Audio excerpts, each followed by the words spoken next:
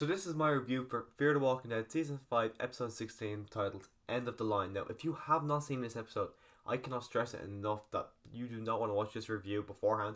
But after you watch it, of course, come back and watch the review. But I'm going to be containing a lot of spoilers and everything that kind of happens in this episode. I'm going to be giving it a breakdown of that. So if you have not seen this episode, do not watch this review. So, you've been warned.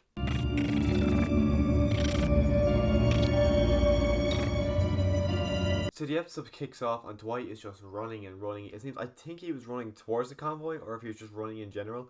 But he was running and all of a sudden he hears someone on his walkie and he takes it up and it's Sherry. I'm like, oh, maybe we might see Sherry in this episode. We didn't. I was kind of disappointed by that. I don't even, because I didn't recognize her voice, so I don't know if it actually was the actress or if they just kind of got some woman to talk into the mic and said, oh yeah, that was Sherry. But then he gets to the convoy and he hears Horse come back and he kind of shits himself, so he hides behind the convoy. He gets his gun out because he thinks it's Virginia's group.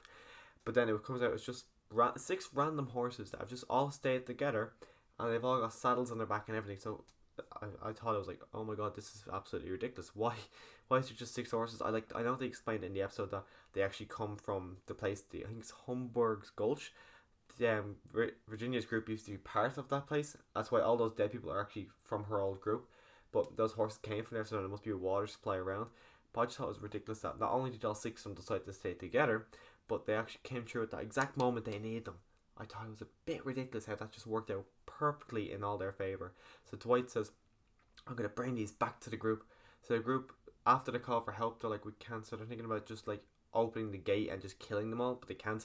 But then Morgan sees a sign that says that it's like people on horseback. And like, well, on horseback, so he gets the idea, we're just going to like bring them away. I don't know why he didn't get that idea from like No Way Out, because he was part of that. He helped do that whole situation of getting the walkers and pulling them away. So I don't know why he didn't think of that as soon as he seen the horses. I don't know why a poster had to help him remind him of that. It's like the writers didn't know Morgan has a past that we know of, so it was a bit weird that they didn't make that leap. Like he says, oh, back where I came from, we did this once. I think it could work again. I think that would have been a lot better way of coming to the realization that this would have been a better solution than just killing the walkers straight up. So while a small section of the group is actually bringing the walkers or off on horseback, I think it was Morgan, Grace, Daniel, Strand, John, June and Dwight, they're all bringing them off on horseback. We actually kind of get to see the rest of the group just kind of wandering around the town, kind of getting a feel for the place. And I would have loved to see this as a community because I think it just worked so, like, it needed a bit of work done, but I think it would have been a perfect community for them to live. But then we get to see them go into, I think it was a Catholic church, I think, but then they turn it into the Jewish church for the rabbi, I think his name. I think he's a rabbi. But we see Alicia and West.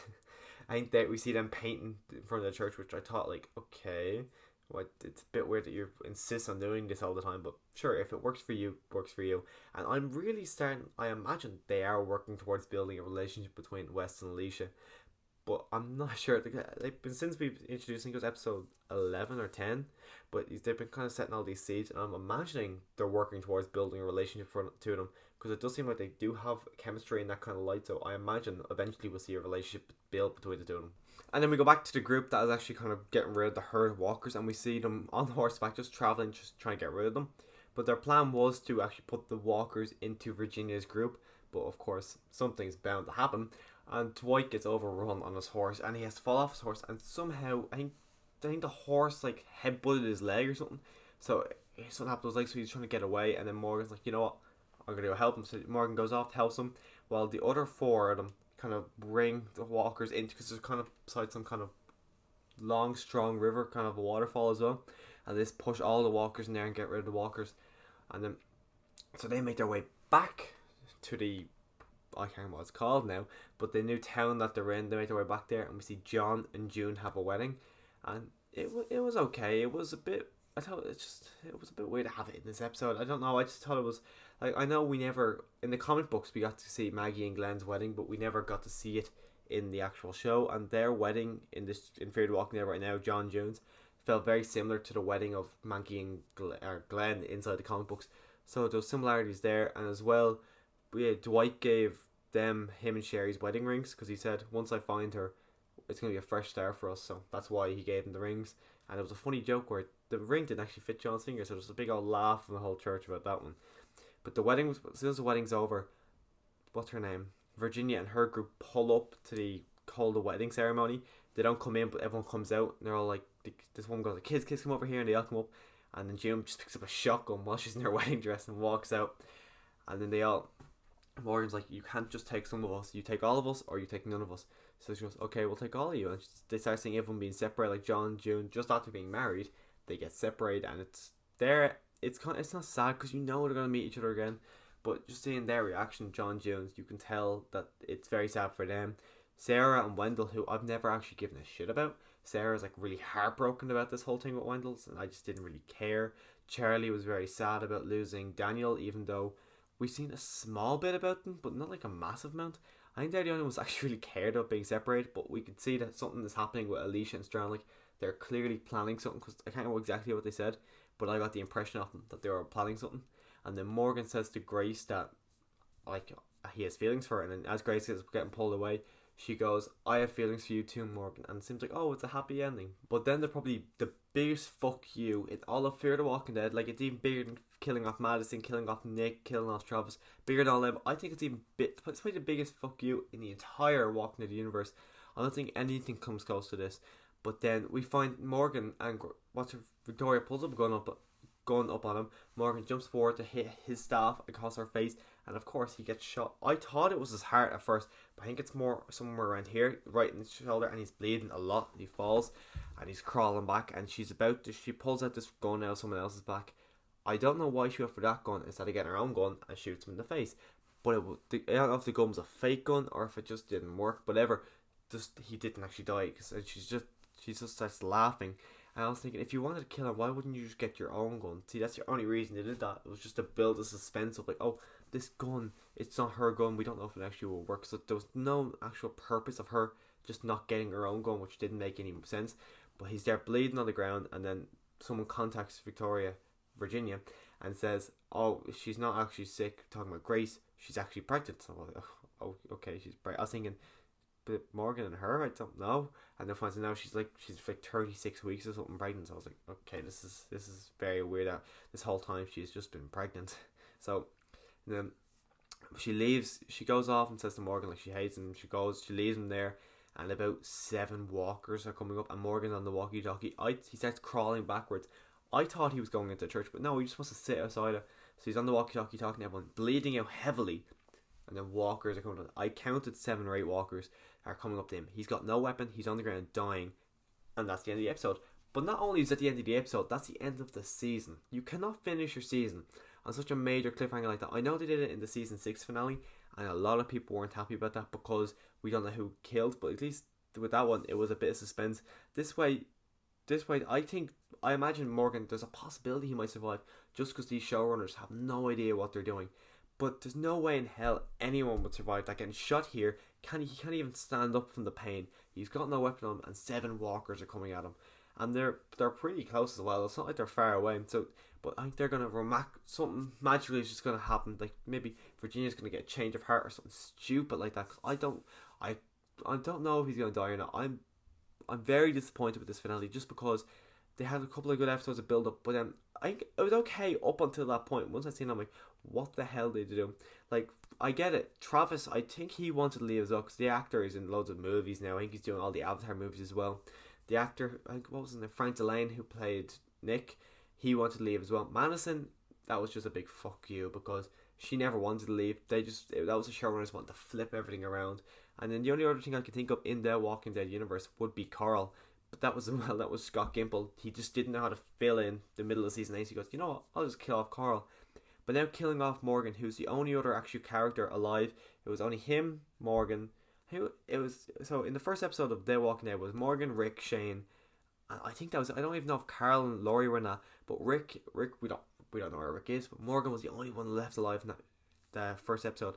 They had to keep him alive as long as possible, but they said no, I was going to make him a season 5 finale death. We don't know if he's actually dead yet, but either way, it was absolutely ridiculous. I cannot be the only one who wanted to see Morgan and Rick reunite, and I know it's the Walking Dead universe, people die, but this is something that they should have done. They shouldn't have taken someone away from the main show just to kill him off in the spin-off. That shouldn't happen. Morgan should survive the spin-off, go back to the normal Walking Dead, because I have no problem with them eventually killing off Morgan, but on the main show they shouldn't kill Morgan off on the spin-off show. It's like they can't kill off Dwight in the spin-off show. If they want to kill off those two characters, especially because they come from that other show, they have to kill them off in that show. They can't kill them off on the spin-off show. So overall, I was okay with this episode up until that last 5-10 minutes, because once that happened, I was like, no, fuck this. I'm not even that pushed now on watching season 6 of Fear the Walking Dead, just because of how bad this is. Unless they get new showrunners, which everyone is just screaming for. I seen there's a petition online and they're trying to get enough signatures to, I signed them myself of course, to get rid of the showrunners. And I remember a couple of weeks back, the guy, I can't remember his name, who runs Talking Dead, but he was asking for questions to ask the showrunners when they come on the show tonight, and he might have abused, they got thrown at them for that. And as well, they just don't know what to do. Like, I heard the rumours as well, that turned out to be true, that the showrunners wanted to have a musical episode next week. A fucking musical episode in the season 6. I don't get this. Like, I looked into it. These showrunners come from Once Upon a Time, which is very much in line with how they're, like, I watched Once Upon a Time. I enjoyed Once Upon a Time, but that's because it was a different kind of show. It was a fairy tale show. This is The Walking Dead. You can't bring your fairy tale stuff over from that show onto The Walking Dead, which is all gore and zombies. It just doesn't work. So they can either cop on and realize that they're doing a completely different show from Once Upon a Time, or get rid of them. I would love if they got rid of them and brought, I think his name is Dave Erickson. I'd love if they brought him back. And you know what? Fuck it. Bring Madison back. We never seen her fully die, so bring her back. I'd absolutely love to see Madison come back as well as Dave Erickson. To just bring the fear back in Fear. That's what everyone's saying. Just put the fear back in Fear. Because there's nothing. I'm not terrified of anything. Like, all the villains, I couldn't give a shit about. Like, the one who apparently is now killed Morgan. She's killed Morgan, but that's all she's done. She's a crap villain as well. We had that guy, I can't remember his name now anymore. I think Logan was his name. He was a crap villain. And that woman last year, I think back half season 4, Martha I think his name was a complete, she's the worst villain they've ever had over Fear and The Walking Dead. She was terrible.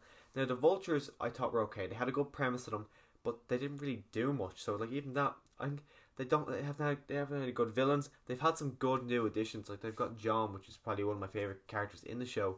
But he's the only actual really standout character they've actually introduced. Like, I like Charlie's okay, but the likes of June, I don't really like her. She's very bland. Sarah and Wendell, I couldn't give two craps about them. They annoy me.